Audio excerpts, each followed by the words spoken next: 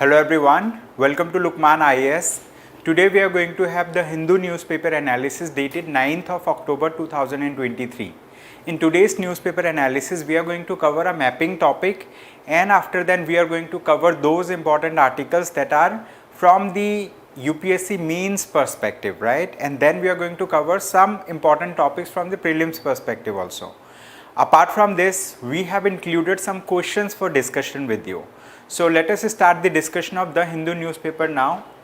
So these are the list of articles that we are going to cover in today's newspaper analysis. So we have listed all these articles one by one, and so now let us start the discussion with the first mapping topic. Okay, let's start the discussion with the first mapping topic. So name of the topic is Mount Shishapangma. Okay, Mount Shishapangma. So it is a mountain which was recently in news, right? It was there in the Hindu newspaper, page number 13. So we are going to discuss about this topic. Where is this mountain located? All right. So this Mount Shishapangma, we need to understand that why this mountain was in news, right? It was in news because two people have visited this mountain, right, for trekking purpose. People do visit mountain for mountain trekking, right? And those people have been identified or confirmed dead. Okay, two people have died. So who were those people? One of the person was American mountaineer. His name was like Anna Gutu. And then there was a Nepalese person, like he was from Nepal. He was a guide to that person. His name was Mingmar Sherpa. So they died on this mountain. So this has made an international headline. So that's why we need to understand where is this mountain located. Okay, so as of now, two people have been killed and two other people are, let's say, missing after avalanche hits. Okay, so recently avalanche means like, you know, the let's say on mountain top we have huge amount of ice, and when these ice recede at a rapid pace, so that is known as avalanche. Okay, means like, you know, the ice sheet rapidly, let's say, go down the hill, and if it strikes of it, or if it strikes a human being, it has the potential of killing the person. Okay, so or injuring the person. So like we have discussed about location of the mountain. So this mountain, which is known as Mount Shishapangma, is located in the Tibet Autonomous Region. Okay, this mountain is located in Tibet Autonomous Region, and this mountain is in the borders between, right, Nepal and China. Okay, this mountain is in the border between Nepal and China, and it is a part of the Himalayan mountain range. Okay, this mountain is part of Himalayan mountain range. So where is this mountain located? This mountain is located here. So Mount Shishapangma, you see, like this mountain is little to the north of Nepal, right? It is in the border of China. Okay, so it has a height of about 8,000 meter, and this is the only 8,000 meter height, let's say, mountain in China. Okay, so that's why also it is in news. Okay, so this mountain is in news. Apart from this, many other mountains are there in this map, right? You can locate other mountains in your free time. You can go through all these mountains. For example, Dholagiri, Annapurna, then this Mananslu, then Makalu. So these are different mountain ranges over here, right? And this mountain is part of what? Himalayan mountain range. Okay, it's part of Himalayan mountain range. So with this, now let us look to understand the first topic from the news. Okay, so let's discuss about this topic.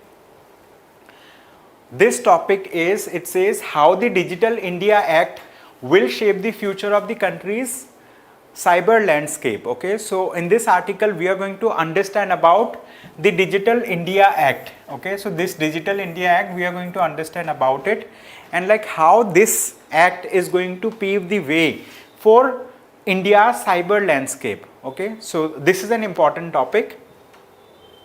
Okay, name of the topic is, right, it says how the Digital India Act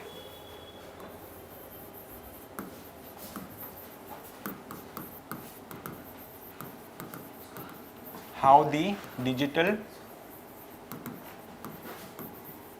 India Act will shape the future of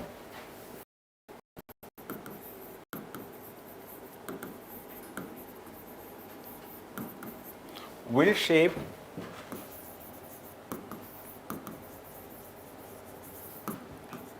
the future of the country's cyber landscape.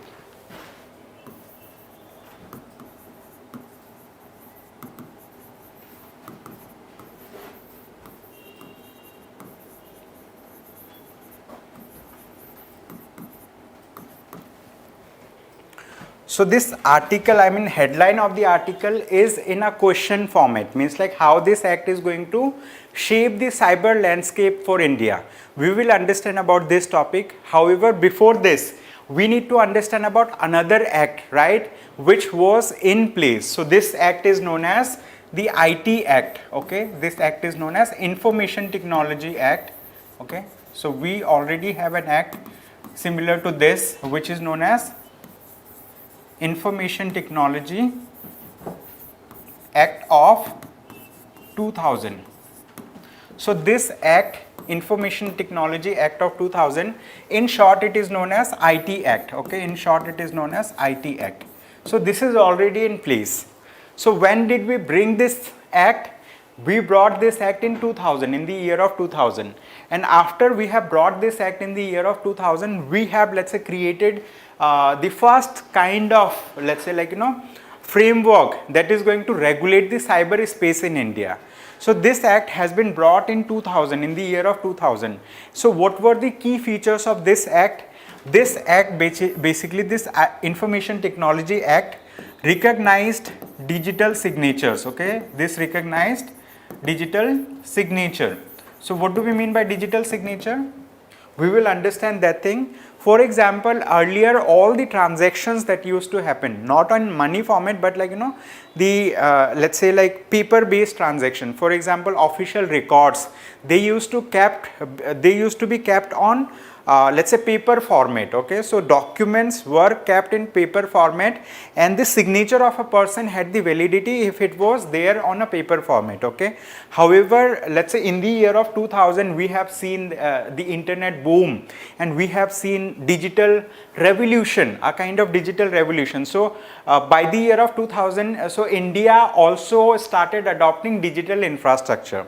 So we wanted to give, let's say, equal importance to digital documents similar to the physical documents. For example, on one side, let's say we have paper based documents, okay. Let's say we have paper based documents. So we can also have, let's say, digital documents, so that were in e-format. So these digital documents were made equivalent with one another, okay. So like we have Information Technology Act. So this act actually recognizes the digital documents have similar validity as that of, let's say, like, physical documents. However, digital documents requires a kind of digital signature. So this Information Technology Act paved the way for digital signature. It also gave equal treatment to digital documents, okay, equal treatment to digital documents as that of physical documents, okay, equal treatment to digital documents, okay, digital documents as that of physical documents.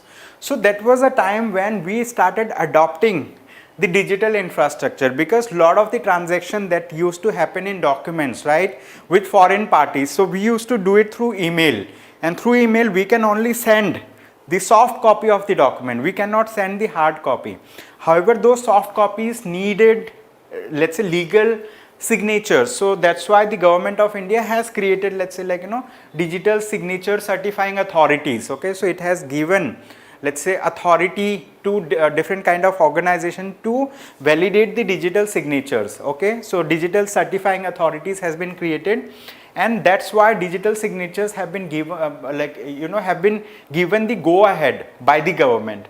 But the thing is, now we are talking about another act. This act is the Digital India Act. So now let us understand about this Digital India Act, okay, how this act is different. Okay, now let us understand about Digital India Act. So how this Digital India Act is going to be different from the Information Technology Act. Okay, now we are going to talk about Digital India Act of 2023. This Digital India Act wants to replace, okay, what it wants to do, it wants to replace the IT Act, okay, of 2000. So this is the thing, okay, it wants to replace the IT Act of 2000. So why it is going to replace the IT Act? Because IT Act has met the requirement, met the demand, right, of regulating the cyberspace at that point of time, 20 years back in 2000. So now in 2023, we need some kind of act, we need some kind of digital framework that's going to regulate the cyberspace of today, that's going to regulate the cyberspace of the upcoming times. So the thing is, this Digital India Act is going to regulate the emerging technologies, it's going to regulate the artificial intelligence, it's going to, let's say, meet the demand of the present digital revolution, okay. So at this point of time, the information technology has gone through a rapid change. In 2000, that information technology was at its nascent stage, but now we are seeing a kind of, let's say, evolved digital infrastructure, and to meet the demand of the evolved digital infrastructure, we needed a kind of new act. So this Digital India Act will meet the demand of the current regulation needs, right, of the country. Now in this article, the author has talked about that how this Digital India Act will shape the future of the country's cyber landscape. Now we need to understand that, with the emergence of technology, the threats have also emerged, okay, the threats to digital infrastructure, okay, the threats to digital infrastructure has also emerged, okay, threats to digital infrastructure has also emerged, means now people have advanced methods of bringing down some sites, of hacking some kind of internet, doing some hacking activities, right. People can hack into different let's say platforms, they can hack into the government softwares, government systems. So that's why we need protection for them. We need, let's say, technological protection to safeguard those infrastructure, and we need legal protection also, legal protection in the sense so that there should be some legal means to protect them. If a person is doing any kind of threat activity, that person should be, let's say, penalized by the laws that are in present, okay, that are present. So that's why to regulate the cyberspace, right, we have come up with Digital India Act. So in this article, the author has talked about that the proposed Digital India Act encompasses several pivotal clauses that mirror the dynamic evolution of digital environment. Addressing its multifaceted challenges and opportunities, these provisions underscore legislation's responsiveness to the ever-changing digital landscape, okay. So the legislation has also adapted itself. It has also adapted that it is going to, let's say, meet the demand of the evolved cyberspace, of the evolved, let's say, digital space, okay. For that purpose, we have this particular act. So this article talks about that how it is going to, regulate this particular thing, okay. You can go through this article to understand little more on this, right. However, I have tried to explain what was the Information Technology Act of 2000 and what is the Digital India Act. So it is a proposed act. It has not yet been, let's say, finalized. It has not been passed from both the houses of the parliament. It needs to be passed, and then it needs to be signed or assented by the President of India.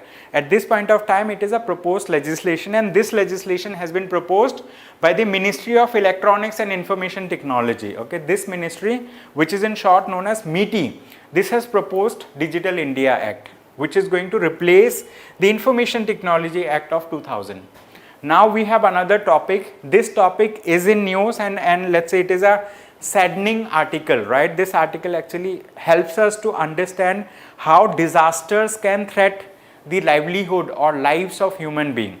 So this article talks about what caused floods in Sikkim. Okay, what caused floods in Sikkim. So in this article, we are going to understand about some natural phenomena Okay, so let's discuss about this topic. Name of the topic is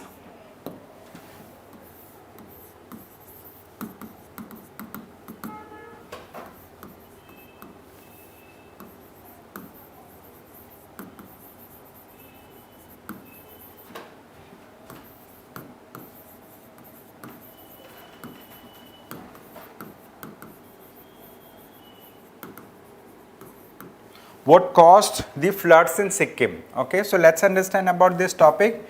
So what was the thing that has caused floods in Sikkim? Okay, that's important. Now in this article they have talked about a concept, right, a natural phenomena which is known as glacial lake outburst flood. Okay, it is known as glacier lake outburst floods. Glacier lake outburst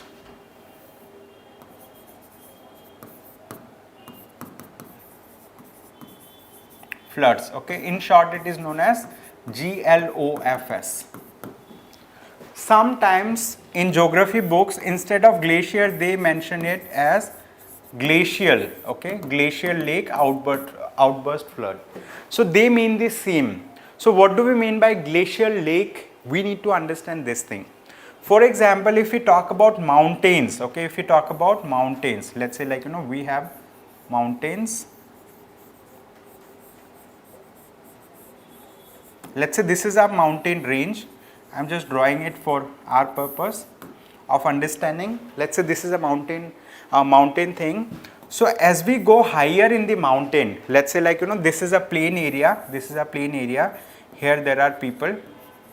And if people move upward, if people go up, so what happens? The temperature goes down. Okay, the temperature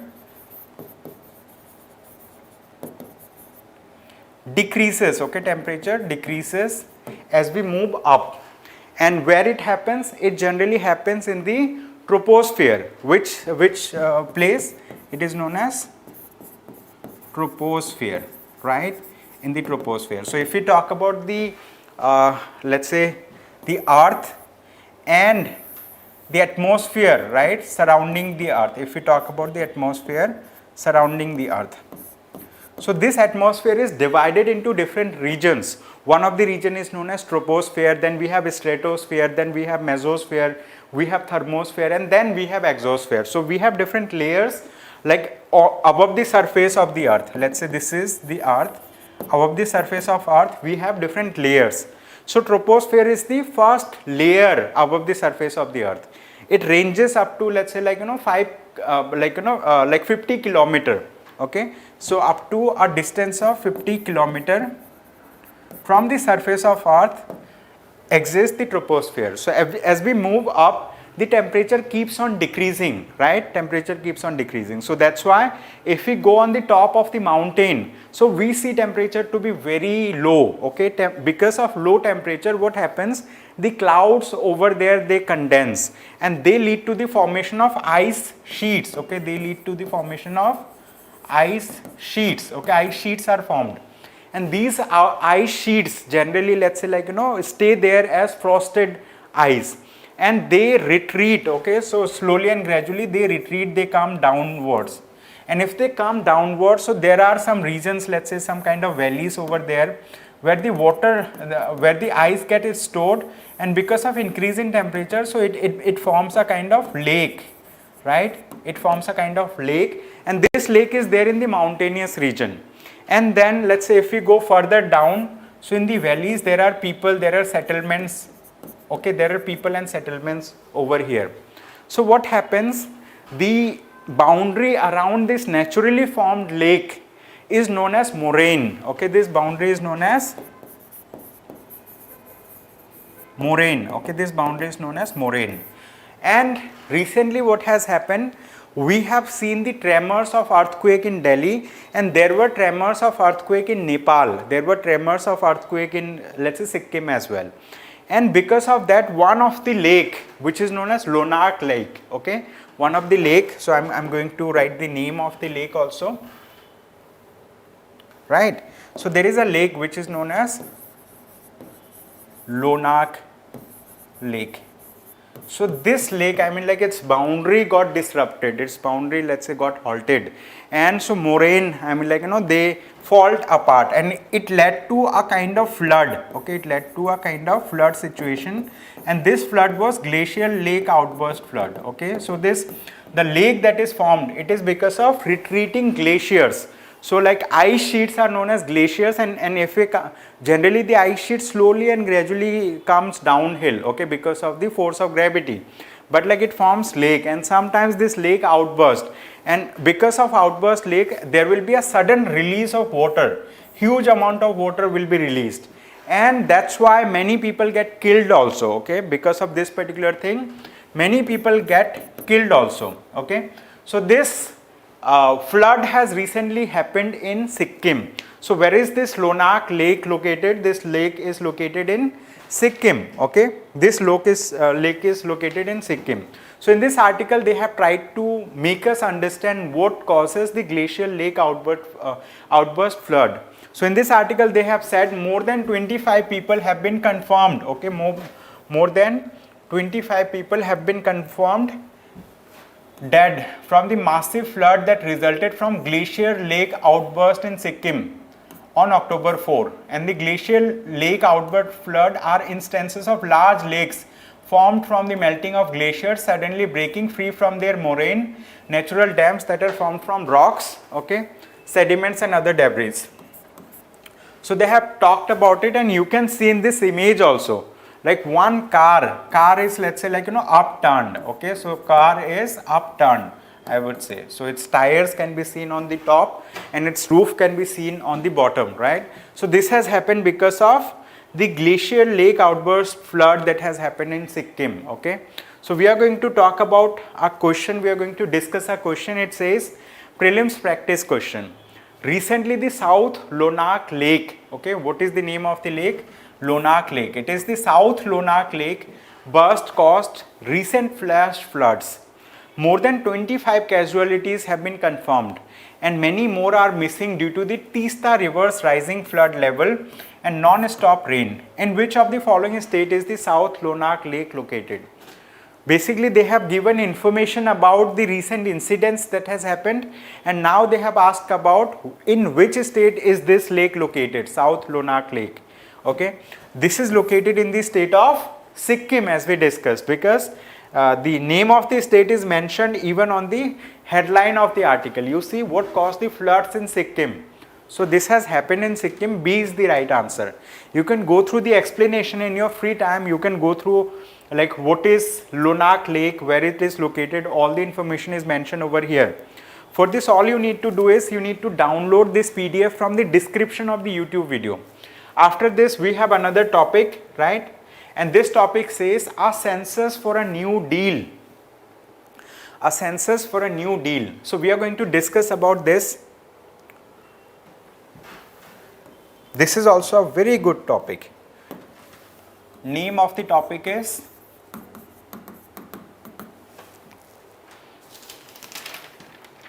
a census for a new deal. A census for a new deal. So this topic is important. Now first of all we need to understand what do we mean by census. The word census means counting of population. Okay, it simply means, okay,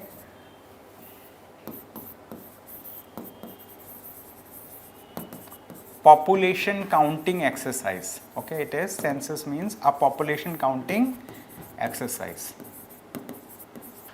So who counts the population? Population counting is done by some of the agencies of the central government of India and agencies of the state governments. Okay, so that's the thing. So this exercise is done by some state sponsored or let's say like state government agencies. Okay, state government agencies. Here state means the center as well. Okay, center and the state government agencies both conduct the census exercise. Now let us understand which census are we talking about. We are talking about a caste census. a caste survey. Okay, we are talking about a caste survey that was recently conducted. Okay, recently in the state of Bihar, a caste survey was conducted. And who has conducted this survey? It was conducted by the state government of Bihar. So they have sponsored this particular survey. They have given money to conduct this survey. Why this survey was necessary for the state? Because the government of Bihar, okay, the government of Bihar feels that, like, people in Bihar are not developed. I mean, like, their per capita income is very low, and then there are different sections in Bihar who are living below poverty line. So that's why they wanted to understand what proportion of population comes under which caste, what is their occupation, how much they are earning, where they are living. All this data was received by the government through this caste survey that they have conducted. Okay, this caste survey helped the government of Bihar to come up with the data, and according to that survey, so they have created EBS category. Okay, so EBS category. So what do we mean by EBS category? EBS means extremely backward class. Okay, extremely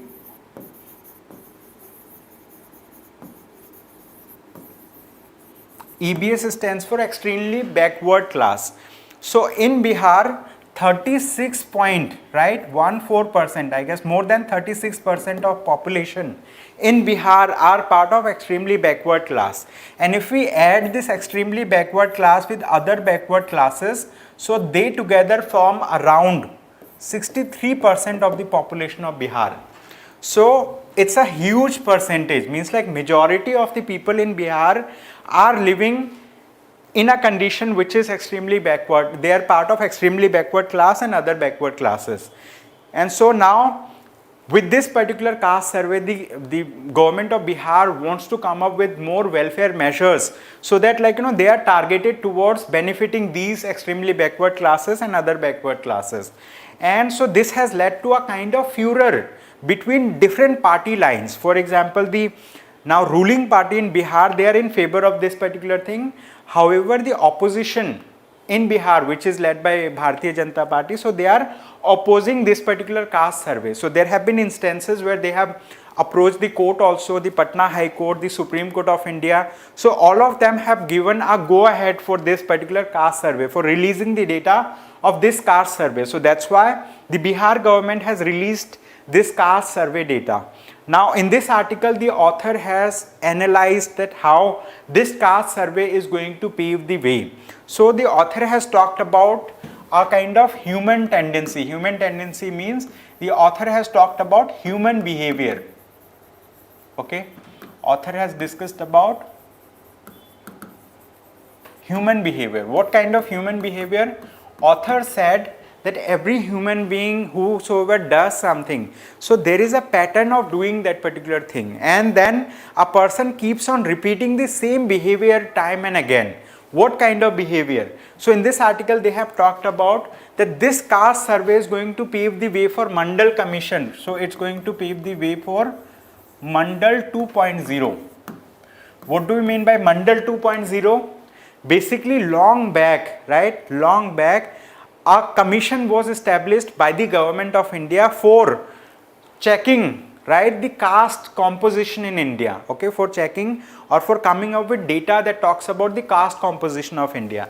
And that particular data, after it was released, slowly and gradually different governments, the central government and various state government started giving reservation benefits in higher academic institutions, schools, colleges, and also in government jobs. So this Mandal Commission that was initially, right, the Mandal Commission that was initially established, this Mandal Commission has given the data. It has come up with report, okay, it has come up with report that talked about caste composition in India, okay, it talked about caste composition of India. And then people started giving reservation, and this has led to a reservation of up to 50%, okay, 50% reservation were given, okay, 50% reservation were given in educational institutes and in government jobs. However, this reservation that was given, I mean, like, you know, there was a judgment of the Supreme Court of India that is known as Indira Sahni judgment, okay, that is known as Indira Sahni judgment, okay, Indira Sahni judgment of the Supreme Court of India. In that judgment, the Supreme Court of India said that, like, although the government can provide reservation to people in admissions in academic institutions and in government jobs, however, that reservation should not go beyond 50%. So this Indira Sahni judgment also plays a greater role, okay. This Mandal Commission was known as a kind of commission that actually paved the way for reservation for the backward classes in India, right. So, like, as of now, the reservation is given to other backward classes, it is given to SCs, it is given to STs. However, together it should be 50%. And apart from this also, recently the central government has come up with 10% economically weaker section quota. I mean, like, you know, so that has led to over and above this 50%. So as of now, effectively 60% reservation can be given. But this caste based survey that was recently conducted in the state of Bihar, so this survey is going to pay for another kind of reservation exercise in the state of Bihar, and that will be named as Mandal 2.0. According to this article, they say, like, you know, it will lead to a kind of second phase of reservation in the state of Bihar. So that is one part of this discussion of this article. And also in this article, they have talked about that now the government, the ruling government, so they like, you know, garner the vote of the majority, they garner the vote of majority religious, let's say, dominations of people. For example, now there is a politics of Mandal versus Mandir, okay. So the BJP government, so they do, I mean, like, you know, Mandir politics, I mean, like, you know, they are sidelining the lower caste people, they are sidelining the, let's say, like, you know, religiously, what we say, lesser people, for example, those people who have less number, okay, minorities, and they are, let's say, garnering the vote bank of the majority people. So the thing is, this particular survey is going to bring a new kind of debate which is known as Mandal versus, okay, Mandal versus Mandir debate. Are you understanding the context?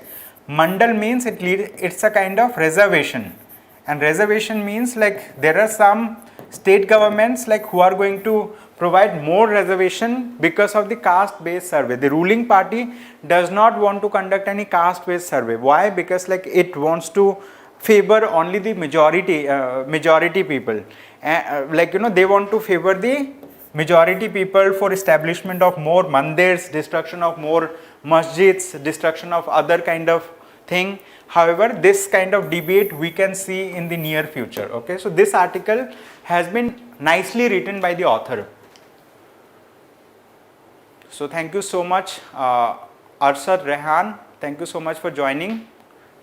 Jamia Public School se hai hum, please reply me. Oh, definitely. So if you write something, I am going to give a response to your, let's say, comment that you are going to write. Now we have another topic. It says Tufan Al-Aqsa jolts West Asian geostrategic architecture, okay. So basically, recently what has happened, right, a kind of new conflict has emerged, right.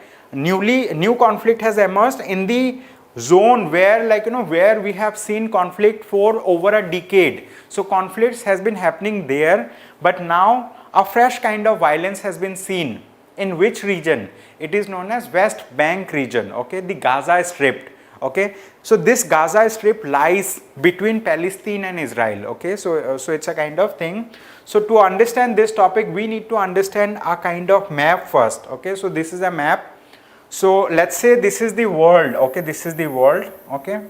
In the world, we have in the Middle East, right, over here, just below the Mediterranean Sea, over here, this is the region where we have, let's say, on one side we have Egypt, then we have Israel, okay. So if we just, let's say, zoom through this particular portion, we will come across this map. So in this map, we have Jordan over here, we have Egypt over here, we have Israel, we have West Bank, okay, this region is West Bank, and then we have Golan Heights over here, we have Syria. Tel Aviv is the capital of Israel. Okay, earlier they had their capital in Jerusalem, but now they have their capital in Tel Aviv.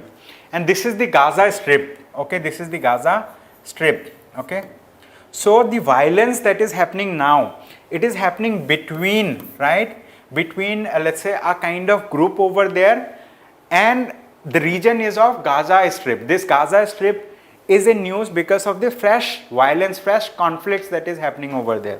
To understand this topic, we need to go through another map. Okay, we need to go through another map. So long back in 1947, if we see the map of Israel at that point of time, this entire region was Palestine. Okay, this was Palestine. Okay, and there were the white color thing. So these were so the green color one was Palestinian land, and this white strips, they are Jewish settlements. So Jew people, right? So Jew people are here. Okay, so Jewish people are here. Then what has happened, like in 1947, right? So I mean, like, you know, there were conflicts between Israel and Palestine, and that has led to, let's say, Israelis occupying more territories. So the white area is now under Israelis. Okay, so this white area is under now Israelis, and the green area is of Palestine. And slowly and gradually, if we go through this from 1947 to 1949 to 1967, Israeli people have occupied more territory, and the green one, I mean, like, Palestinian territory has been shrinking for over a long time. And now we can see that, like, you know, in 2005, right? So Israel has most of the territory, and Palestinians are now confined to a region of this Gaza Strip and some portion over here. Okay, so this, I mean, like, there the, I mean, tussle between Palestine and Israel is related to territory. Okay, the thing is related to territory. Now let us, like, after looking at this, now let us look at this particular region. Okay, this particular thing. So now this is another map. This map says like West Bank, Jerusalem, Gaza. Okay, so this is the Israel. So now the conflict that has arisen over here. Okay, so recently what has happened on 6th of October, right? The people from this particular region, Gaza, within 20 minutes they have, let's say, launched around 5,000 missiles on Israel. And this has led to killing of more than 600 people in Israel. Okay, more than 600 people have been killed in Israel, right? So that's the thing. Now in this article, the author has talked about Tufan Al-Aqsa Jord's West Asian Geostrategic Architecture. So what do we mean by Tufan Al-Aqsa? So Tufan Al-Aqsa means it was kind of operation, right? This operation was conducted by one of the group over there, and this is a precursor. I mean, like, you know, this is like, you know, this attack has been done by Hamas, the people, the rebels who are there in Hamas. They are in the West Bank, they are in the Gaza Strip. So they have launched an attack, and this attack has happened after 50 years. 50 years before, in 1973, there was a 19-day war that is known as Yom Kippur War. Okay, that has happened in 1973. That has also happened on 6th of October. Okay, that is started on 6th of October. And after 50 years from Gaza Strip, they have launched around 5,000 missiles, right, within 20 minutes. Okay, that's the thing. So now in this article, they have talked about that Israeli forces, I mean, like, you know, they have failed to gather intelligence related to any such attack that is going to happen. Okay, means like what has happened. Arshad Rehan, thank you so much for joining. However, I mean, like, you're asking very basic questions. So we'll discuss about your thing at a later point. Okay, so the thing is, like, you know, this, I mean, these people have launched, right, the missiles, like, you know, huge number of missiles over there, and they have, let's say, renewed the kind of conflict that was there. Okay, they have renewed the conflict that was already existing over there. Now they are saying that after 50 years of the Yom Kippur War, once again the new war has emerged in this particular area. Now Israel has also vowed to fight back, and Israel is being supported by, let's say, United States of America. Indian Prime Minister has also released some statements in favor of Israel. So there are many countries who are supporting the Israeli people. Okay, so Hamas group is now considered to be a kind of, what we say, Hamas group is now considered to be a kind of group, so that are jihadist group. Okay, so they are saying that, like, they are harboring the terrorist activities over there. So you can go through this particular article to understand that, like, the author says that on balance a long war between Hamas and Israel does not seem likely. Okay, so here they say that, like, Israelis have been consistently capturing territories from Palestine for a long time, and they say, like, after this attack also now they will be capturing more territories from Hamas. Okay, so they will be capturing more territories from this. So with this, let us now talk about another topic. Okay, now let us talk about another topic. It says Israel-Gaza war, thousands dead, thousands displaced. Okay, name of the topic is Israel-Gaza war, thousands dead, thousands displaced. So this is the thing, I mean, like, in this article also they have given another map, and in this map they have talked about where is Gaza city, where is Gaza Strip, right? So this is the Gaza Strip, and it is to the west of Israel. And then this Gaza Strip has border with Egypt also, it has border with Israel as well. Okay, so we have asked a question, right, just after this. So now let us talk about this Israel-Gaza war, thousands dead, thousands displaced. Okay, in this article also they have talked about how many of these soldiers have died from both the sides. I mean, like, from Israel and from the Palestinian side. Okay, so over the years, so on one side in chart 1 they have talked about Palestinian fatalities. I mean, like, how many people have died from Palestine since 2008. So the number of death or number of casualties from the Palestinian side is very high, and the casualties or death from the Israeli side is very low. I mean, like, this is a comparison. And then they have given other charts also that is related to the same topic that we have discussed in the previous article as well. So in that article they have talked about that how, in the previous article they have also talked about that how it is going to affect interest of India. They say because of this war in the near future we can see increase in the price of oil. I mean, like, oil price may increase in future because of ongoing tension, and also we see dim prospects for the India Middle East Europe economic corridor, because in this corridor Israel is also a part. Since Israel also a part, so Israel should have its, let's say, like, its contribution into this India, Middle East, Europe economic corridor. But since it has gone into a phase of war, so that project may get delayed as well. Okay, that's the thing. So with this, we will solve a question, and this question is related to prelims exam. Okay, Arshad Rehan, I am from Assam. Thank you so much. Now we have another topic. It says, recently seen in news, Gaza Strip is located between which of the following countries? So where is it located? Basically, I mean, like, it has not been formed in that manner, but, like, we can talk about the border, right? So which countries does it share the border with? It shares the border with Israel and Egypt. Okay, A will be the right answer in our case. Okay, A is going to be the right answer in our case. So you can go through this explanation in your free time, right? You can go through it. We have included a map also. You can see Egypt is there, Israel is there, this is Gaza Strip. So, like, this is, I mean, like, this particular location, it has, I mean, like, now we, let's now move to another topic. So, Arshad Rehan, I am from Assam. Thank you so much. Now we have another topic. It says tightrope walk. Okay, tightrope walk. By not raising interest rates, RBI betrays its concerns about slowing growth. Okay.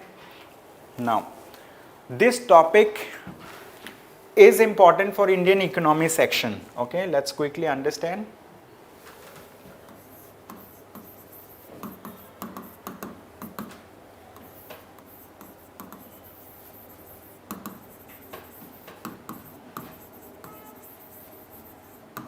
Name of the topic is tightrope walk. Okay, basically in this article they have talked about the recent decision of the Reserve Bank of India. Okay, so Reserve Bank of India is the central bank of India. It is the, let's say, banker of the banks. It regulates the scheduled commercial banks, it regulates the public sector banks, it regulates the let's say, like, public sector banks in India, it regulates the banks in India basically. And Reserve Bank of India comes up with bi-monthly, okay, it comes up with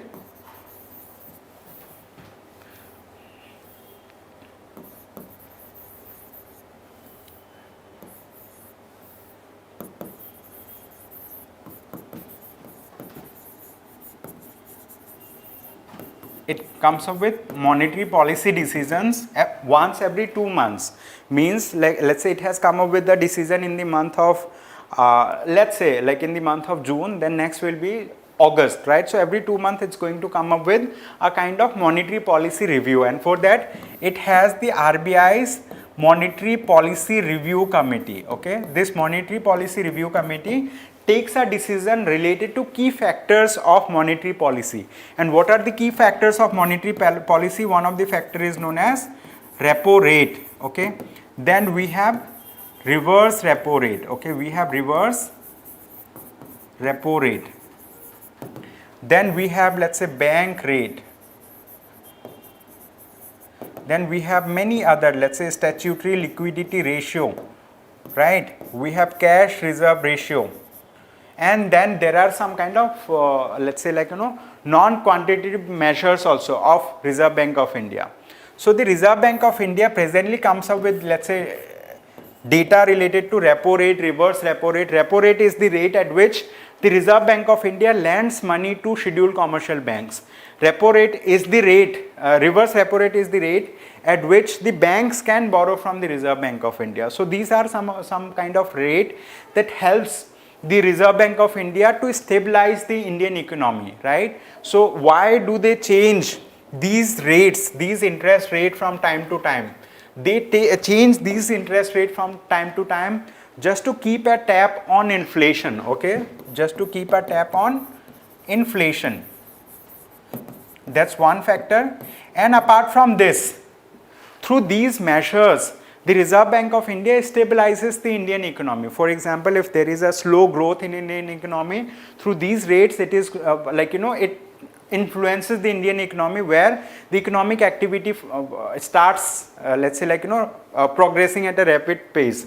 And then it can, if the inflation goes high, then it's going to take measures so that inflation comes down. Okay, so these tools, monetary policy tools, help the Reserve Bank of India to take one or other step, right? So it comes up with this thing every 2 months. But recently what has happened, the Reserve Bank of India, that has it has come up with decisions, and in that decision they have not changed the repo rate, reverse repo rate, or any kind of these rates. They have kept it constant.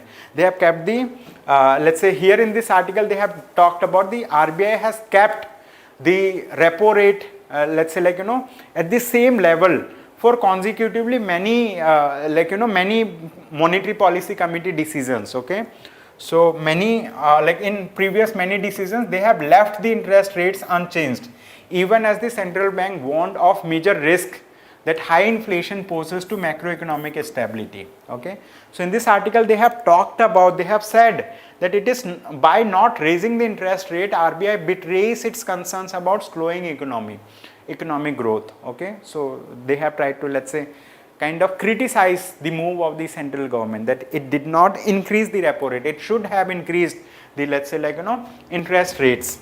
If it would have increased the repo rate, it would have been able to, let's say, tackle this particular situation from the Indian economy. Now we have another topic. It says ISRO performs trajectory correction for Aditya L1. Okay. Now what is Aditya L1? Aditya L1 is the only solar mission of India. So we are going to discuss about it quickly. This is another topic.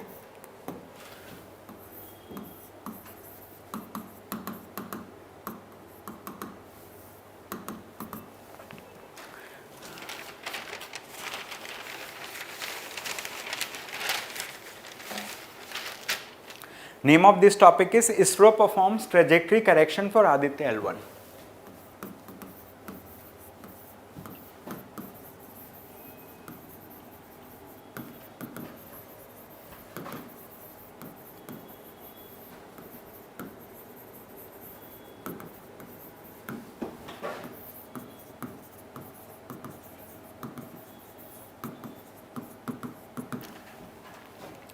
Let's discuss about this topic. So to understand this topic, we need to understand that like what is Aditya L1, right? What is Aditya L1? So Aditya L1 is the first solar mission, okay? It is the first solar mission of India, okay? It is the solar mission of India. And this mission is launched by Indian Space Research Organization. In short, it is known as ISRO.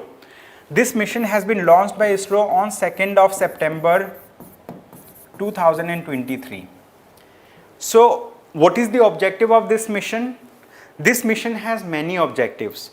Like the prominent objective is to study the sun, is to study the rays that are emitted by sun, is to study the coronal mass ejection of the sun. So we want to study about sun through this mission, through Aditya L1 mission. So what is the component of this mission? So as part of this mission, we are going to send, we have already sent 7 payloads. Payloads are the instruments, right? Individual instruments that have been, let's say like inserted into the Aditya L1 mission. So each payload has a specific task that they are going to perform. So it has 7 payloads. So let us now quickly understand about Aditya L1, okay? Let's discuss about this mission, Aditya L1. Okay, so let's say this is Earth. From Earth, let's say like we have launched a spacecraft. This spacecraft is going to come at a place, let's say like this place, we demarcate it as L1. Then after coming over here, it's going to study about the sun. Let's say like sun is located over here, okay? This is the location of sun. So from sun, we have different kind of radiations that is let's say emerging from sun, and it is going in all the directions. So some of these radiations are coming towards the surface of the earth, and this Aditya L1 mission, the spacecraft that we have launched from the earth, this spacecraft is en route, means it is on the path to reach this particular point, which is known as L1 point. So what is L1? L1 stands for Lagrange point 1, okay? L1 stands for Lagrange point 1. So how many Lagrange points do we have between two such bodies like Earth and Sun? We have 5 such Lagrange points. L1 point is located on the line joining between Earth and Sun. L2 point is located to the opposite side of Earth. L3 point is located to the opposite side of sun. L4 point is located somewhere over here, okay? Let's say like this is so I'll be using some other color so that you understand that this point is part of this diagrammatic discussion, and L5 point is located over here. So these points are known as Lagrange points. What is the significance of these Lagrange points? Basically, if we send any spacecraft over here in any of these Lagrange points, that spacecraft is going to be, let's say, in a state of equilibrium. That spacecraft will find it easy to stay over there without any fuel, without any, let's say, burning of the engine fuels, right? So they will be able to stay, let's say, stable. So these points are those points where we see less gravitational effect from either of these things, because like its gravitational effect is balanced out by the gravitational effect of sun, okay? And L1 point among all the L points is the most stable point. It is one of the most stable Lagrange points, okay? These are Lagrange points. So we have launched this spacecraft, and this spacecraft is going to reach over here. This destination is about 15 lakh kilometer away. How much distance is it away? It is about 15 lakh kilometer away from the surface of the earth. This is, let's say, 1.5 million kilometer. 15 lakh means 1.5 million kilometer. And this distance between earth and L1 point is 4 times the distance between earth and moon, okay? 4 times the distance between earth and moon. So where is moon? Let's say this is moon. So whatever is this distance, let's say it's x. So this distance will be around 4x.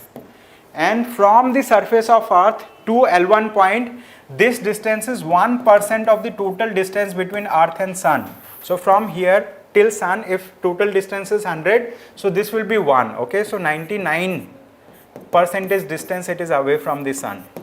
And from this point, we are going to study the sun, we are going to study the coronal mass ejection, right? So Aditya L1 has 7 payloads, right? There are, let's say, 3 to 4 in situ payloads, and other payloads are going to provide data from here. So the spacecraft that we have already launched, so this spacecraft it's let's say reaching towards its destination, and in this article they have said that Indian Space Research Organization has performed trajectory correction. Trajectory means the path that the spacecraft follows to reach L1 point. So they have corrected that particular path so that it precisely reach the L1 point. So this L1 point, I mean, like over here, it is going to, let's say, revolve around a halo orbit, okay, around L1 point. So this is known as halo orbit, right? So this is the thing. I hope you understood about this topic. In your free time, you can go through this article, you can understand a little more about it, right? So with this, we have another topic now. This is again an important topic. It says grey base habitat dictate Asiatic wild dog tiger coexistence. Okay, so basically in this article they have named 2 species. One of the species Asiatic wild dog. The image that we can see over here, this image is of Asiatic wild dog, and the other is tiger. Okay, so tiger image is not given. So in this article they have talked about this particular thing. So they say that this Asiatic wild dog and tiger can coexist, and they can coexist only if they have sufficient prey base. For example, if they have sufficient number of those species on which they can feed upon, because this wild dog is a carnivorous animal. It eats upon other animals. Similarly, we have, let's say, we have tiger, so they also eat upon other animals. So they are carnivorous. Okay, they are carnivorous, so they can coexist provided they have sufficient prey base and they have proper habitat. They have, let's say, proper space to stay. So in this article they have mentioned about it. They have also referred to the, let's say, the scientific name of the Asiatic wild dog. So what is the scientific name of Asiatic wild dog? It is known as Cuon alpinus. Okay, C-U-O-N, Cuon alpinus. This is the scientific name, and it is also known as dhole. Okay, this Asiatic wild dog is also known as dhole, D-H-O-L-E. This is, let's say, a colloquially known name. This is locally known name, dhole. It is Asiatic wild dog. It is endangered. Its IUCN status is endangered. Okay, endangered means the International Union for Conservation of Nature, in short it is known as IUCN. It maintains a red data book. That red data book mentions about the level of threats that different species face, right? So this Asiatic wild dog is categorized as endangered species over there. Okay, it is endangered species. And the image that we see over here, this image has been taken from the Manas National Park in Assam. Okay, so where is Manas National Park located? It is located in the state of Assam. Okay, that's the thing. So you can go through this article in your free time to understand little more on this.